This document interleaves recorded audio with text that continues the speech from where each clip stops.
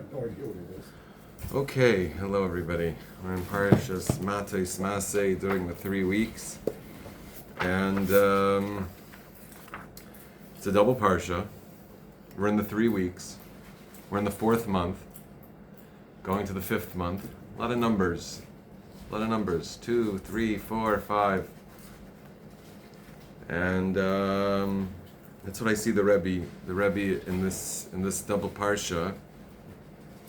He's 2, 3, 4, 5. 2, 3, 4, 5. He's talking about it a lot. It's 2 parshas, Matos-Maasei. 3, chazak, v'nit chazek. We say 3 times chazak. We're finishing the 4th Sefer of the Chumash, Parshas Bamidbar. We're finishing the 4th in the same Shabbos. We finish the 4th. We start the 5th. We start Bamidbar. We start Devarim by the last book, the 5th book by my Mincha time. We're in the 4th month. We're about to head to the 5th month. And I just want to see where this is all going. yeah, I'm not sure. I'm just saying what I see here. Baruch atah Adonai Eloheinu melech haolam she'akol nהיה b'dvaro. Amen. You knew where he was going. What? You knew where he Yeah. was going. Yeah. No, I So- didn't know where he was All of a going. sudden you're a Rebbe guy. It's never too late. It's never too late. That's the way it's So Matos-Maasei. So he wants to connect the fact that these 2 parshas are connected. Okay, this year they're connected. And so, what is the chibur of Matos-Maasei? So, Matos, he says, Is this a double portion in years when we don't have like the disconnect between America and India? I believe it's when it's after when Korach is after Right. Shiva Yeah. B'Tammuz, then there's Yes, Matos-Maasei. When it's before Shiva B'Tammuz, then there's Matos and Maasei. The thing about America, that's when Yontif is on a Shabbos for them and not for us.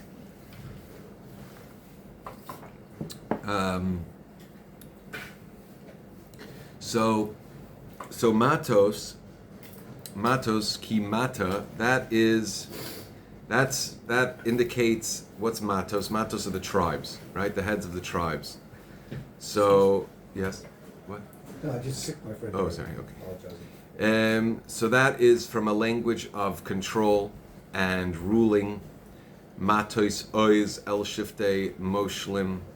So that's kind of like a top-down kind of energy. Matot is a top-down energy because we're talking about the heads of the tribes. We're talking about a stick, mata.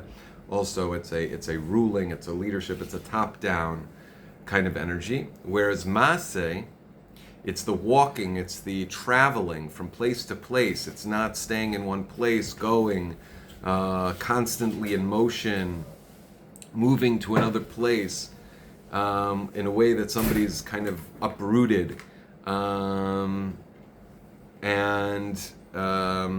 This is like kind of the this is kind of a different. This is indicative of a bottom up energy,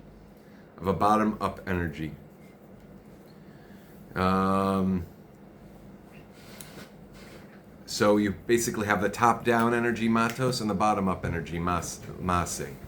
You have kind of the male energy and the female energy.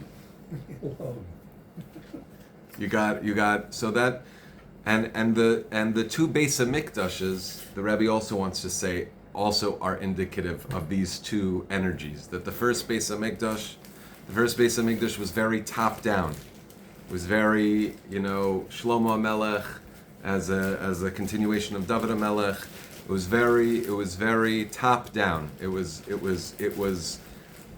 a lot of miracles. It was a very ruchni place. It was very, very, very clear what was going on there, and it didn't necessarily translate to the tachtonim. It didn't necessarily translate to the earth, to the us here on the bottom.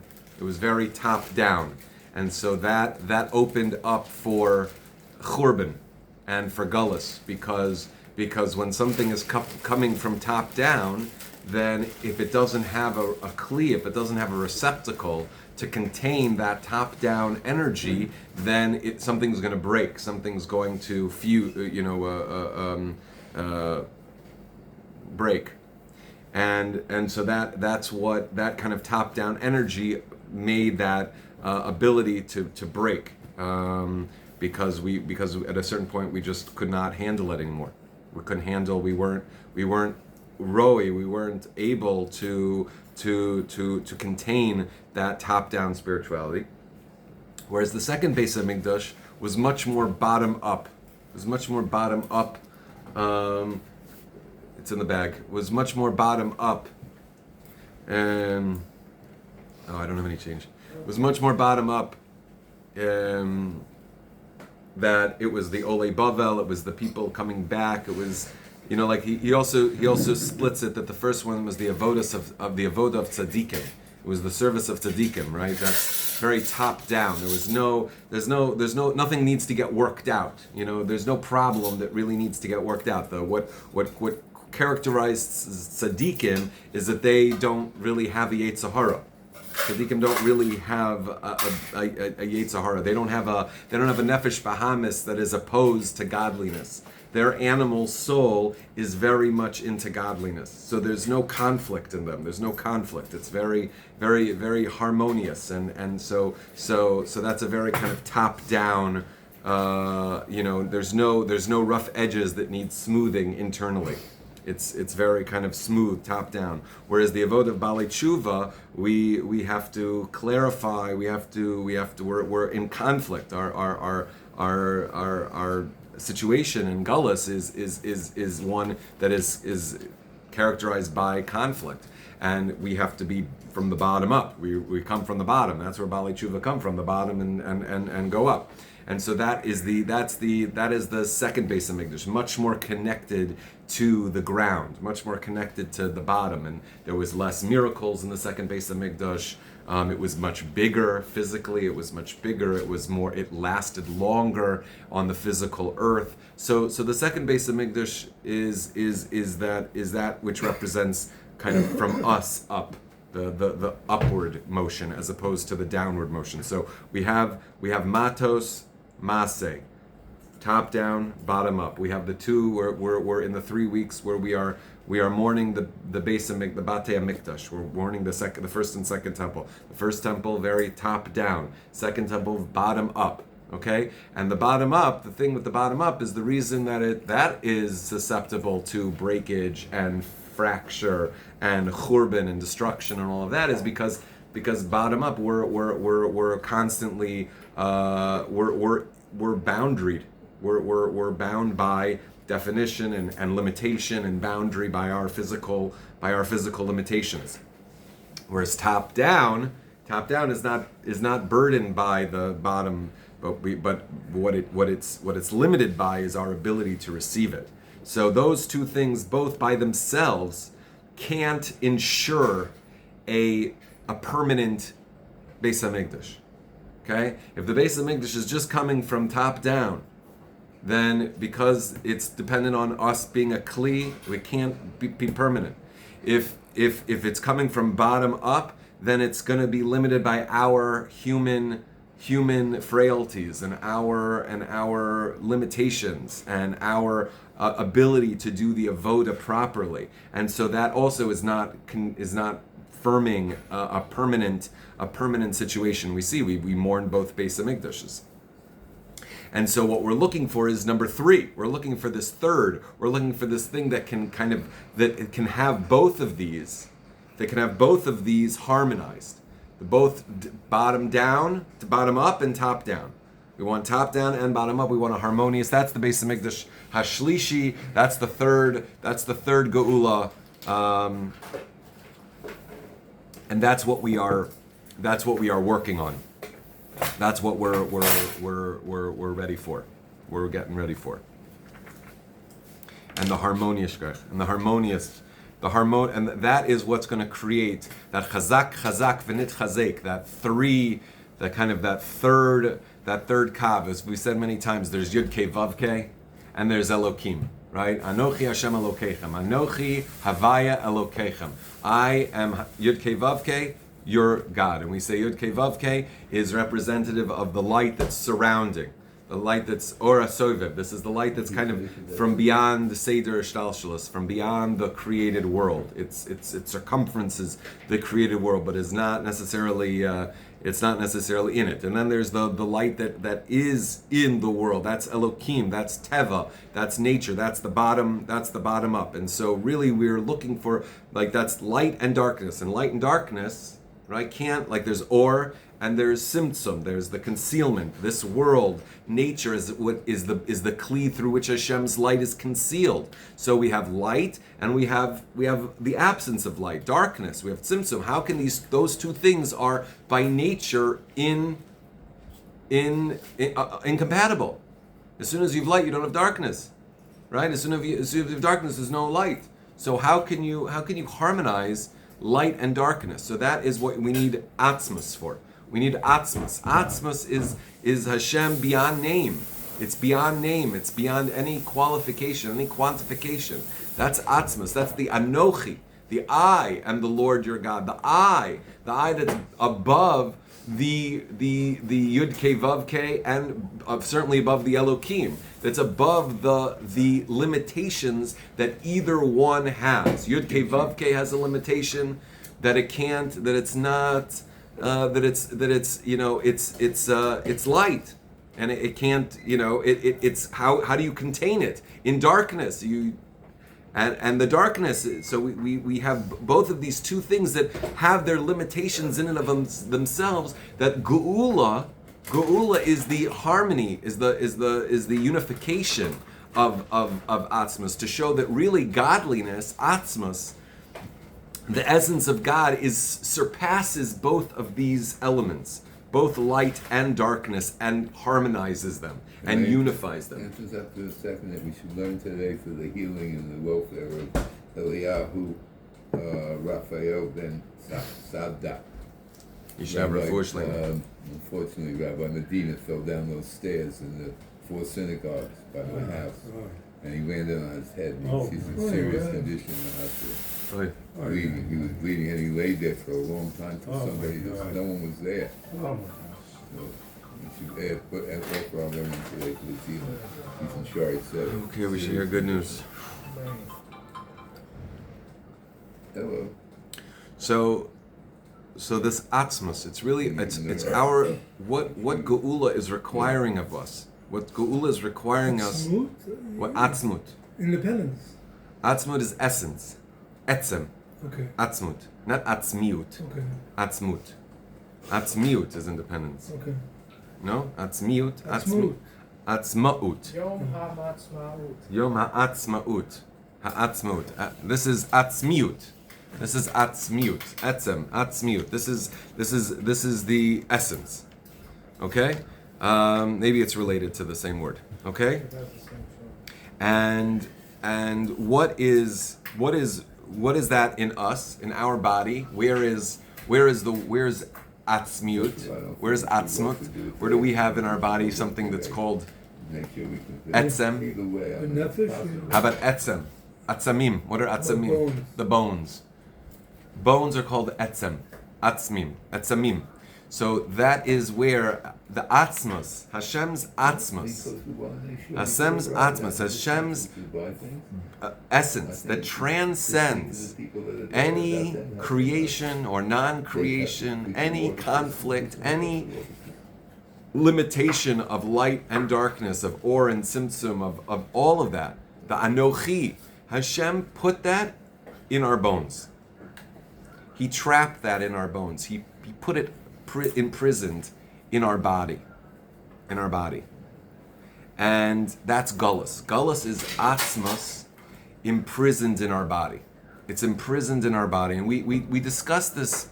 We discussed this when we talked about, I believe it was the Alter Rebbe maybe who we learned this from, that the suffering of Mitzrayim, the hundreds of years of suffering in Mitzrayim was a preparation for Matan Torah, because there was a certain tenderizing that was necessary for the world. Remember when Matan Torah, when Hashem gave us the Torah on Har Sinai, it was that before that time the world was so gross, it was so dross and thick and gashmi that the spirituality, the light, could not penetrate into the physical world. Ruchnius, the world of the spirit, could not infiltrate the world of the body, the world of flesh, the world of earth. It could not penetrate Gashmius. And so the suffering that the Yidden underwent for over 200 years, that terrible, terrible physical suffering, was actually like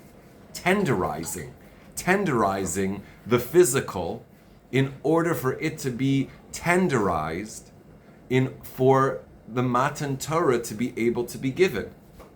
Otherwise, we were too thick. The physical world was too thick. It was not penetrable. It was not, and so those beatings that we took in Egypt were tenderizing the physical world.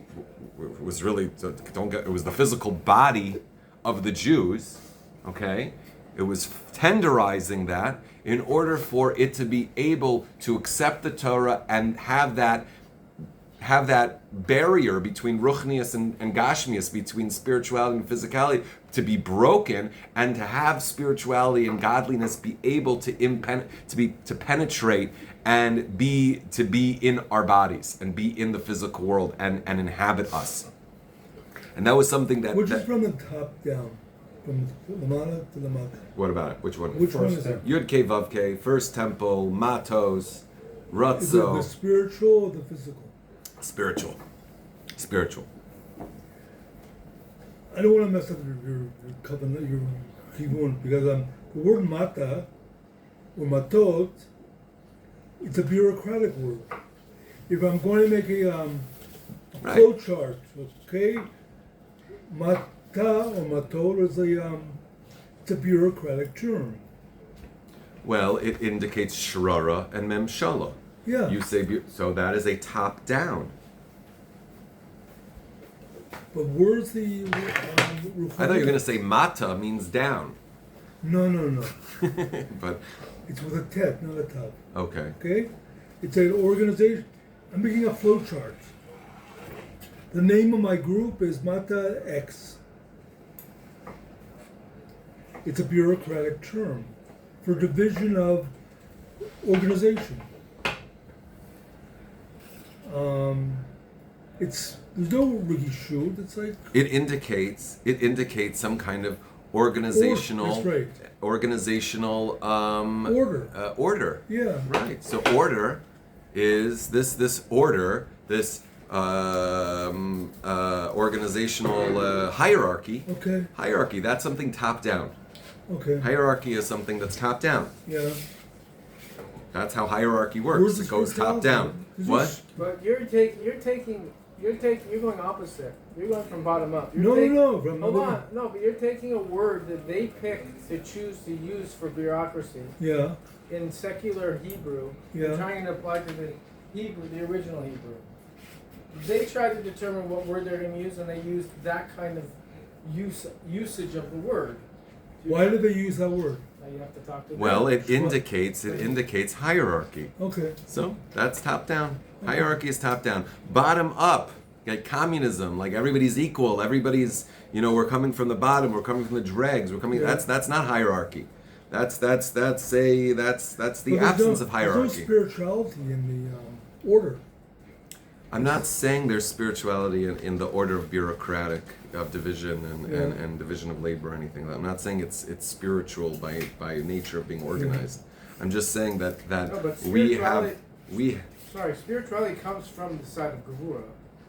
Okay, I don't even know what spirituality means at this point. I'm just saying there's spirit and there's body. Okay. We have these two worlds. We talked about it last time we met. There's the world of the spirit and there's the world of the body. And we as Jews are looking to harmonize these two things. That's the plan. The plan is for the spirit and the body to be harmonized. That God's essence is flowing through the body. That there's no boundary of physicality to spirituality. The spirit and the body are one. Okay? And so the first Beis Hamikdash is indicative of kind of the spirit pushing down on us.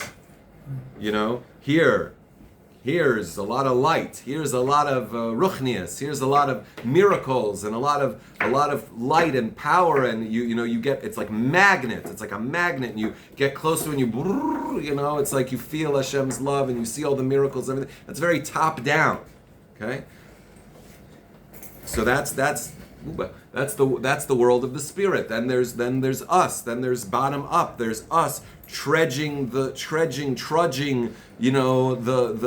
path and falling and getting up and dealing with our trying to be better. That's us. The Balei Tshuva, trying to repair. That's coming from us below. That's more in the physical world, right? Spirit. Oh, I don't need to make money. I don't need anything. I'm just, suck me up to, beam me up to the upper worlds, and I don't need to eat. I don't need to sleep. I don't need to, I don't need to do anything. Like, that's spirit, right? But that's not where that's right. Nadav and Avihu, they wanted to just be, vaporized into the spiritual world and not bring it back and uplift this world. Okay, so that's what we're doing. We need to merge them and unify them and show that there's no difference between them. So we're saying that initially there was too big of a difference. That the physical earth, the physical body, our bodies could not be a container for godliness before the Shibud of Mitzrayim. The Shibud of Mitzrayim was something that physically changed the constitution of our bodies, of the physical world's ability to integrate spirit into the body. Okay? That before which the body was too gross, was too thick to get that energy pulsating through it. And it was the difficult work of Mitzrayim that softened and tenderized the flesh and the physical body, okay, in order to allow that penetration to occur. And now we got Matan Torah, which allowed that penetration to then happen, and we do that through Torah and mitzvahs. We allow that we talked about laying down the wiring. That laying down of the wiring was not possible. There was no wiring at all to get into the body before we suffered in Mitzrayim. So we got a lot of that out of the way, and we have the rest of the 3,000 years from getting the Torah until the end of time to finish up the rest. And right now we're basically finished. Right now the Rebbe says we're finished. All of the hard work, all of the digging and laying down the pipes it's all done. It's all done. Right now we just have to just really be nice to ourselves. We now have to just really acknowledge that Atzmos is within reach. That Atzmos is within reach. That our bones, and by the way, where does our blood come from? You know where our blood comes from? Our bones. And what is the place in our bones from which the blood comes? Marrow. And what's marrow in Hebrew? Moach. Moach, a brain. There's a brain in our bones. There's brain in our bones. That brain in our bones is Hashem's essence. I hope I'm right about this. That brain in our bones. How would we check? That brain in our bones, okay? But we're not in touch with our bones. We ignore our bones, right? Until they bother us enough, okay? And then we're very upset with them when they remind us that they exist. Also, the word is very similar to mamrur. Sorry? The word for bone marrow. Moach? No, maror. It's similar to the word for maror. I know the word moach. What do we do on Pesach? I understand, but the maror, Yeah. marrow, a marrow bone, is moach. Okay. Wait. Marrow sounds like maror. You're Yeah. right, but one's English, one's Hebrew. But marrow in Hebrew is moach. Maror in English is bitter. You sure? No. What's the Google What am I say? sure of? I'm not gonna do that. What am I sure of? I've never heard of it before. Moach? Moach is in the brain. Okay, check it out. I'm not gonna do It is Noah, because that's what Really? that's what Rabbi that. Jacobson, I could've seen Rabbi it when I was little. Why was Ronnie. That's what Dr. Jacobson said on that class the other day, last week. Oh, yeah, I Milking- was thinking, milking yes, sir, you're Was right. Momero. He said the same. There was a Lakuti Torah that we were learning that was talking about. It was Okay. Likutei Torah. Very good. Very good. about It's our Sabbath shear. Oh, yeah. I'll be done. Wait, how do you spell it in English? Marrow. M-A-R-R-O-W. I don't think Google's going to give you the right word. But M-A-R-R-O-W. Oh, wait. There you go. Moach, mind. I had no So we idea. have a brain in our bones. We have brain in our bones, and that I is didn't know. where. 2 So, days in a row. and I just want everybody to appreciate this, and this is what attracted me so much to Hasidus when I started learning Hasidus, is because everything is hafuch halafuch. Everything is hafuch halafuch. Whatever you think is the worst, oh, that's really the best. Whatever you think is the lowest, oh, that's mamash the highest. So this is really Hashem wants, when we say adira b'tachtonim. you were led by your insides. You were We're- led by your Moach. Well, Your that's insides. ultimately we're looking. Hashem's really looking to be expressed in this world through the lowest matter in this world. There's no point in this world where it's saying, oh, that's puzzle, that's gone, that has no place in the world. It has a place in the world, whether it needs to be accepted or rejected, but our bodies are certainly a very, very important, very, very important. And what we now have to kind of transition out of is being extremely head-led. We are very head-led. We're very, very in our brains, in our head, led. And we do not bring in the information from our body, from our physical bones, as important input into how we serve Hashem. We do not. Our bodies are basically frozen. They're basically frozen, and they do what we say until they don't, and then it's really annoying. But that's about it. That's about it. My body is as good as it does what I want it to do, and then very annoying. Is that it? That's how we relate to our body. It's as good as it does what I want it to do, and aside from that, totally annoying. I don't see my body as my vessel through which Hashem's highest essence wants to be expressed through. You don't see it. No, that's not the norm. That's not the norm that I. Which you would like feel. to. That's how it's. That's geula. That's geula. So I'm gonna try, you're gonna jump in, David, if you remember it. He said the other day that the brain, and of course this is again from Lubavitch, that the brain holds tons and tons of information, but the way it's constricted and the way the vessels get to the heart, very, very little get there. Which is why when we daven, we have to use our whole body, because what's stored in the bones, that davening and moving the body and the bones is what gets Hashem's attention. Does that sound right? That's so good. The beginning of the whole shir was about the idea of sacrifice and how that applies to prayer. I was saying that the fats and the meats are burnt on the altar. Right. And that is a catalyst for the spiritual world that they eat, that the angels eat those, and it is what elevates our prayers for them to use. So our prayers are connected the korbanos. Our prayers, when we daven, they're instead of the sacrifices. Right. So our prayer, and the sacrificial services of the daily sacrifices in the temple are totally connected. They're totally one. They're mirror images of each other.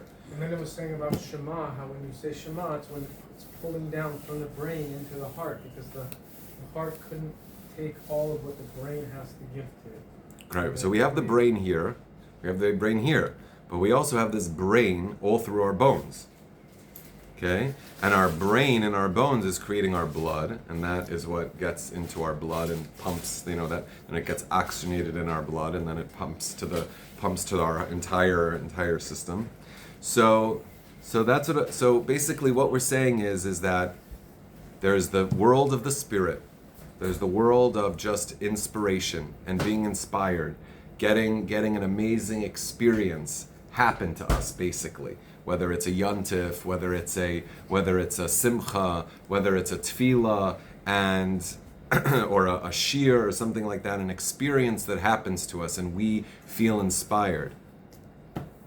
That's one kind of thing. But where does that leave us once that experience is finished? Where are we left? How long are we on that? Do we maintain that high and that feeling? How long does that feeling last? And then there's our own inspire. We maybe had a difficult situation, or we were saved from something, or we finally see the error of our ways, and we're able to kind of connect to Hashem in a new way from a dark place that gives us a certain fire, a certain connection that we had to break on through to get. Also, okay, how long does that last? How long does that? Can we keep that up for? Okay, so there's the limitation of both elements. That Shouldn't it be continuous? Shouldn't it be continuous? Because Ultimately, the blood is always making more blood. The Moach is always making blood. Yes, it is. But yeah, okay. But we're not tapped into it. We're not tapped into our body being the bones of our body, the most dead elements of our body, the most rocky stone elements of our body.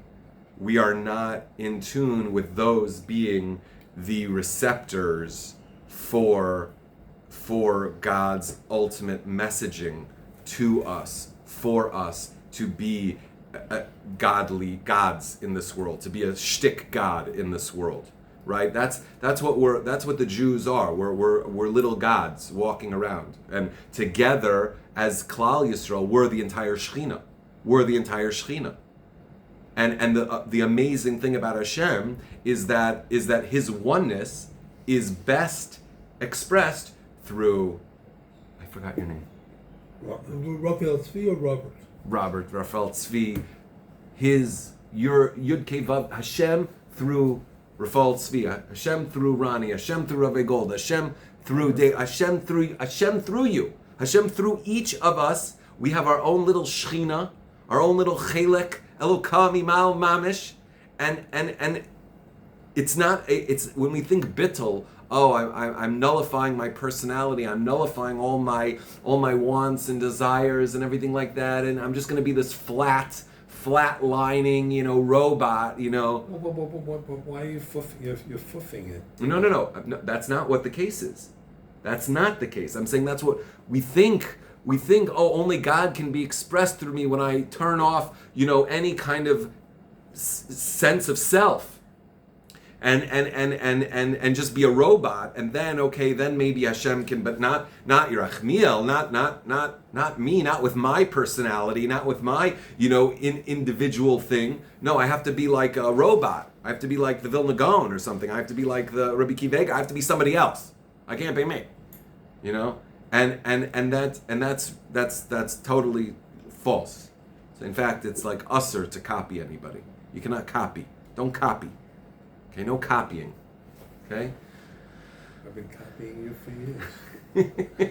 It's in bad shape. That's true. You're right. I'm gonna make a Coca-Cola into your houses here. That's for sure.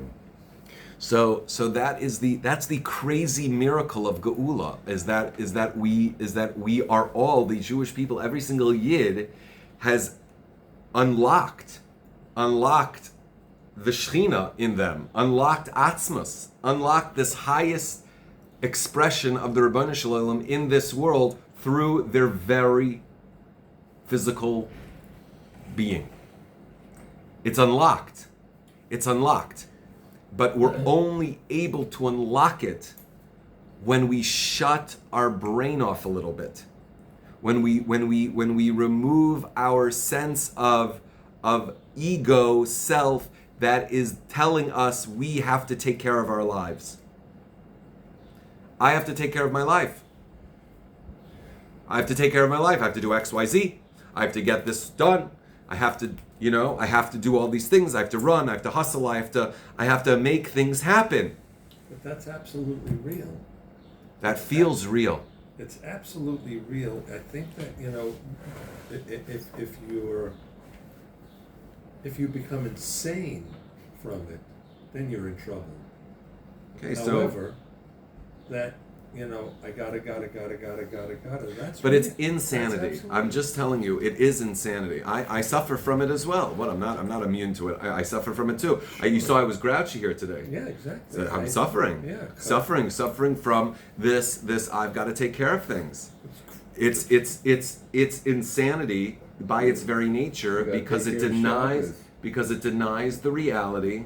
It denies the reality that I just want to finish the thought. Sure. Because it denies the absolute reality that we have no control, that we are not in control whatsoever, Agreed. that Hashem is taking, and Atzmos, we don't believe, what is it coming from? We don't believe that Atzmos will take care of us. I have to take care of me, because if I would surrender and say, okay, Hashem, live through me today, live through my bones, tell me the messages that you need. I want to be an open vessel for you today. I don't want to declare this is what has to get done, and this is what has to get done, and this is what has to get done. I want to be an open vessel for you. What do you mean? Again, all I'm saying is that all of that, I gotta, that part's not going to change. The part of you had to get on a bus, get the girls to school, kiss your wife goodbye. You had to do all of that stuff in order to get here. By the time you got here, you were a little grouchy. If you walked in not grouchy, then you win. Then you win. If you walked in after again, you're not getting away from doing the girls, your wife, the bus, the this, the that, the heat outside, everything. You still got to do all that. But when you showed up, look at you now compared to how you were a half hour ago. Now you're a sweetheart again. A half hour ago you were a goon. And that's close to 40 the point. minutes, right? You don't. Yeah. You didn't have to fall for it. There's another level of not just being in a good mood. There's another level of not just being able to keep pushing and keep a smile on your face. Because ultimately, the whole approach of pushing and of being in kind of like doing things for some other reason, for self-preservation. Like I got to because otherwise I'm gonna fail. So my motivation for doing things is self-preservation. Because all these people are depending on, there's a lot of people depending on you taking care of all that. You don't seem to be opening the door to half and half. It's a push, or it's, there's a middle ground. Is that being retired? Well, that does help. It really does. Truly. No, this is a different mindset. It's a mindset shift. It's a mindset shift that is a practice, is a practice, Totally. and is not. He has responsibilities. And everybody has responsibilities. We're not saying responsibilities go away. Responsibilities go away, but it's with a let's say, I'll tell you something. It's like this. It's like what's the example that I wanted to use? Give us a good one, Rabbi. Trying to remember the exact situation because it was pretty cool.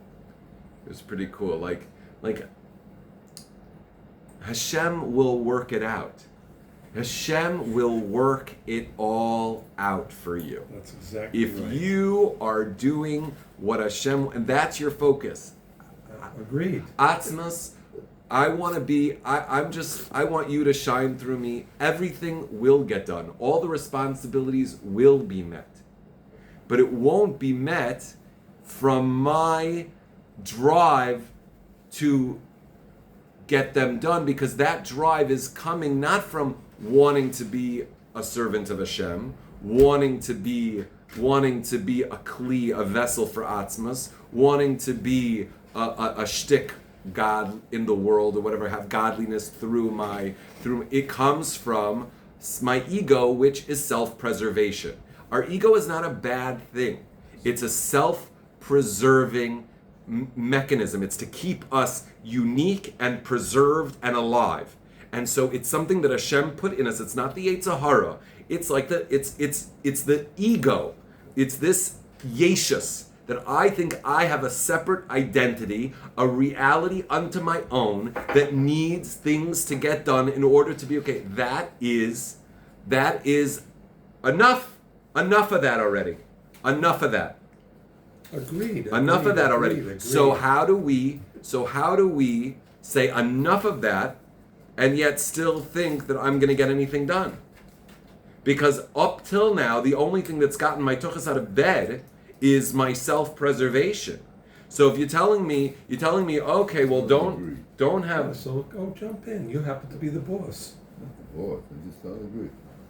Don't preserve what's left. I'm just gonna sleep all day. Yeah, 'cause There's a middle ground. Why does it have to be one or the other? Right. I have a hard time with this. Really do. There's God in the world, and I'm working closer than you every day. All of us are working closer. Why are you coming here teaching class? Who the hell needs you? Stay in bed all day. God's going to move you. Don't worry. You'll get there. You're going to get to God even if you stay in bed all day. It's not the preferred. I don't know. That's the preferred thing to do. I push myself. Maybe some of it's again. I'm sure my ego's in it. I got it. There's no doubt about it. I'm not lacking. That's a quality. I'm not lacking it. But I believe you. What do you do? Why did you come here today?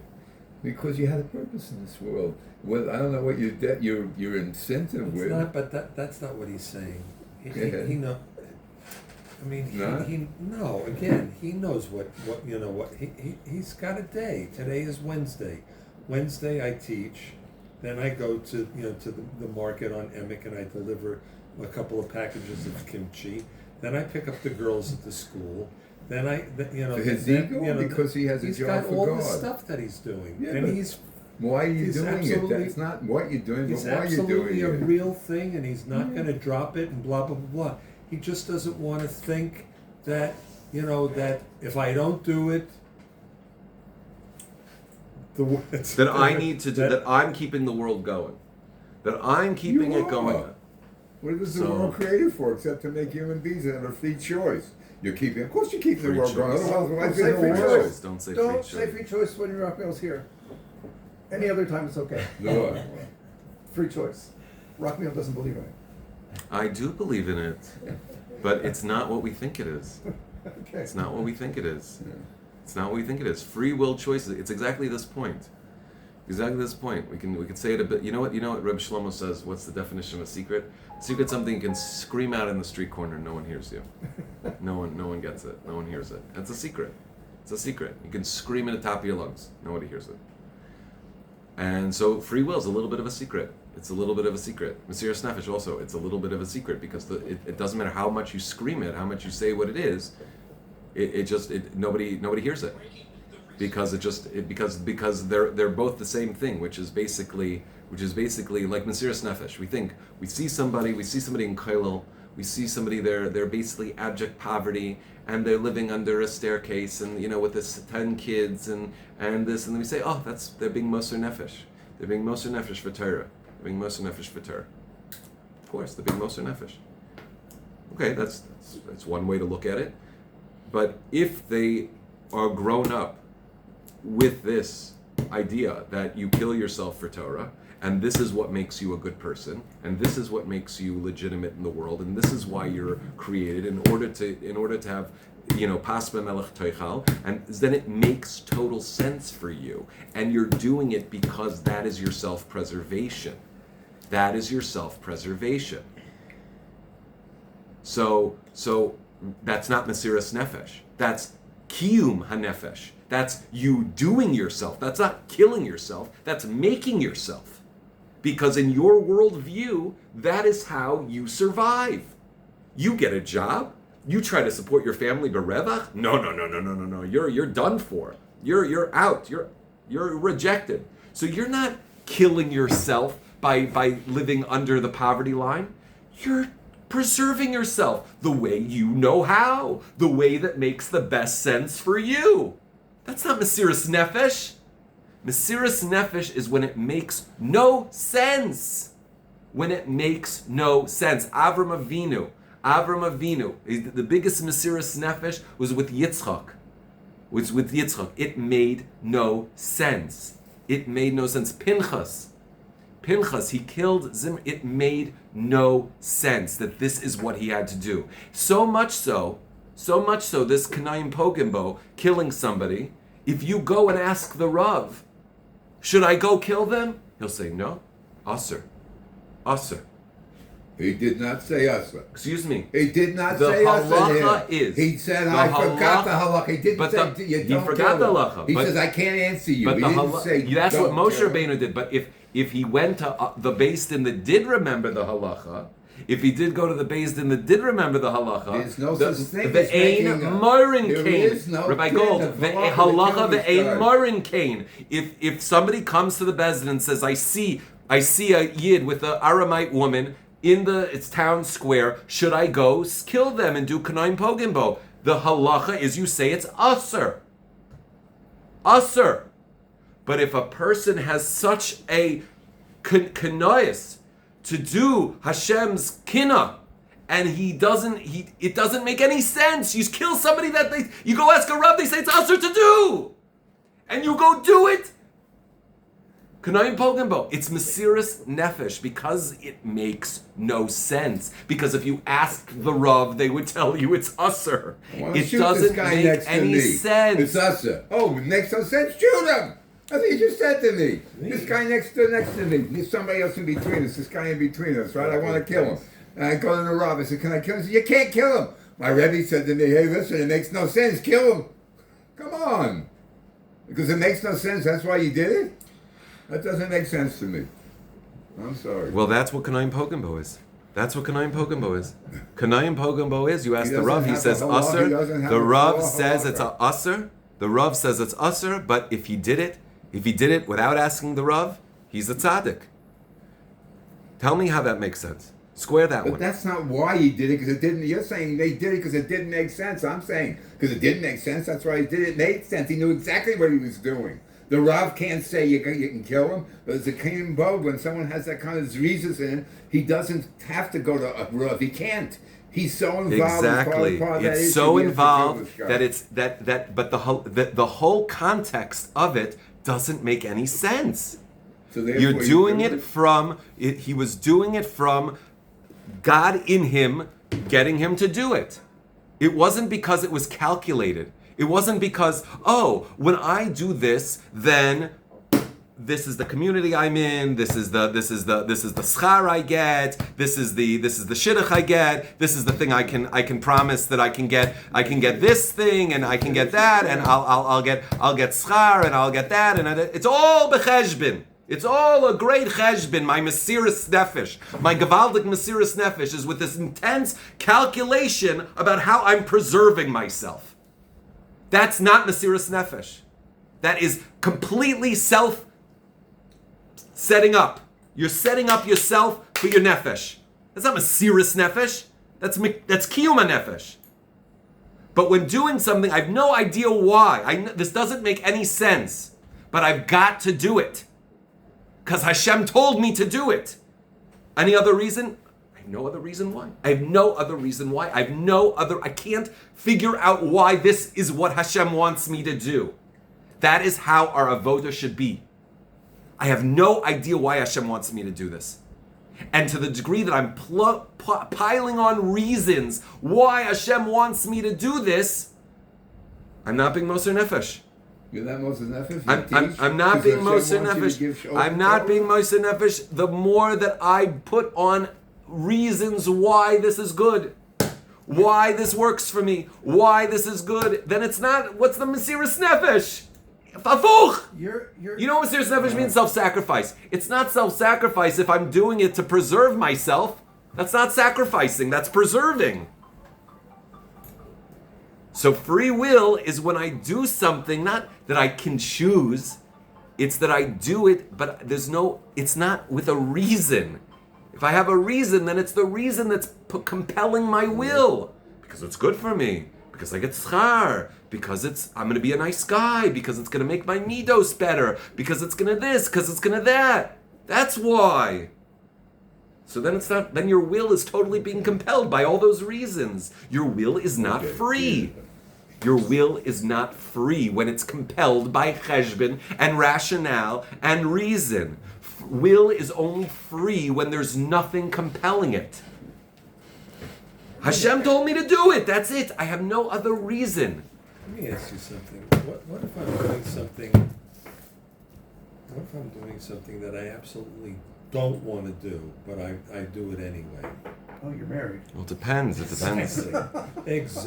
It's not about not wanting to do it. I don't want to do it. It's not about not. So it doesn't matter. It doesn't matter. It's not about not wanting. It's about then why are you doing it? I'm doing it for well, you're right. Yeah. To be a good guy. Yeah, to be a good guy. I'm not doing for being good. I'm not doing for being a good guy. I'm Okay. commanded to do it. I gotta go do it. I don't want to So do it. that's it. I don't want to get out of bed right now and give shir. You gotta give shir. God says you give shir. You And that's Mesiris Nefesh. That's Mesiris Nefesh. That's free will.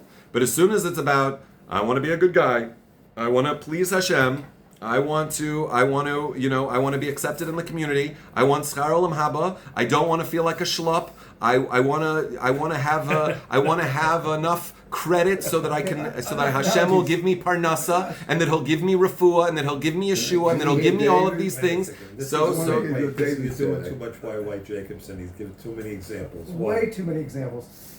Anyway, I just want to comment that your analogy with Abraham having to shet his son made no sense. It was spot on. But your analogy with Pinchas was not. Pinchas knew what he was doing. He knew he had to save the Jewish people. And he had a reason for sparing those people. I just want you to. I understand. I understand that. Like when we. But let's take a step back. Okay. This spearing people. Yeah. That saves the Jewish people. Yeah. Okay. Please don't tell me that it doesn't make sense that if I would ask a Rav, is this halachically mutter to do, and he says no, but then when somebody does it, it's right. That doesn't make much sense to me. It depends so much on the circumstance. Okay, but it's like just let's leave this parsha. It seems so clear, because we're just in this, cultural milieu that like stabbing people, just makes so much sense. We just have to kill off a bunch of people it's the halacha is not like that. The halacha is that when you ask the shaila, is this mutter to do? The teretz is the tshuva is it's usher. And yet, when he is motivated from the right reasons, it's a big mitzvah.